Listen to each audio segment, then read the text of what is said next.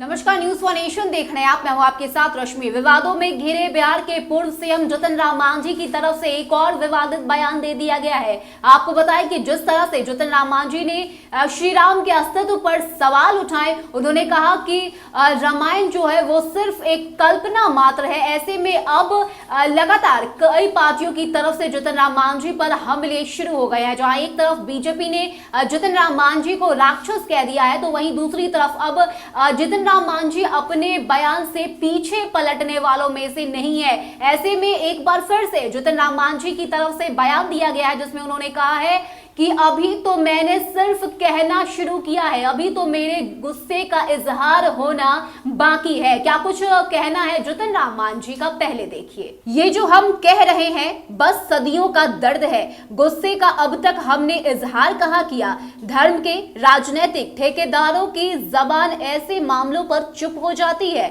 अब कोई कुछ नहीं बोलेगा, क्योंकि धर्म के ठेकेदारों के पसंद नहीं कि दलित मंदिर में जाए, दलित धार्मिक कव्यों पर टिप्पणी करे। तो दलित का मुद्दा अब जीतन राम मांझी की तरफ से उठाया गया। उन्होंने कहा कि वर्षों से दलित को मंदिर में एंट्री नहीं मिलती थी और इसी का गुस्सा अब बाहर निकल रहा है। इतना ही नहीं, उन्होंने कहा है कि अभी तो हमने सिर्फ कहना शुरू किया है, अभी तो मैंने अपने गुस्से का इजहार भी नहीं किया। आपको बताएं कि रामायण को लेकर जीतन राम मांझी की तरफ से विवादित बयान दिया गया। उन्होंने कहा कि श्री राम के अस्तित्व को मैं नहीं मानता और लगातार इस तरह की बातें उनकी तरफ से कही जा रही है। ऐसे में अब श्री राम के अस्तित्व को लेकर बिहार की राजनीति जो है वो तेज हो चुकी है। अलग अलग पार्टी की तरफ से जीतन राम मांझी को जवाब दिया जा रहा है। इतना ही नहीं, अगर हम हिंदू संगठन की बात करें तो उन्होंने तो जीतन राम मांझी को चुनौती दे डाली है और उनका कहना है कि जीतन राम मांझी अपने वंशावली को साबित करे। तो लगातार ये मुद्दा जो है वो राजनीतिक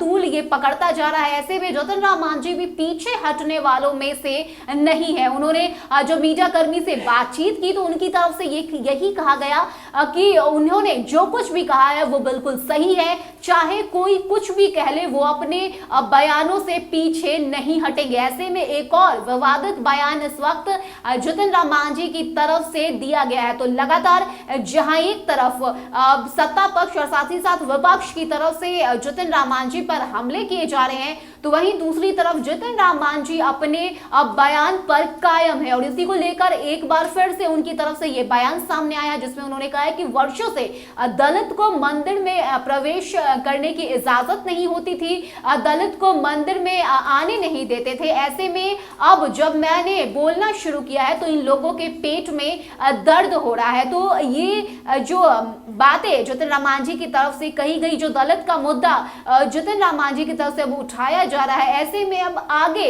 ये मामला और क्या कुछ तूल पकड़ता है ये देखने वाली बात होगी। क्योंकि लगातार बीते कई दिनों से जिस तरह से भगवान श्री राम के अस्तित्व पर ही मांझी जी ने सवाल खड़े कर दिए।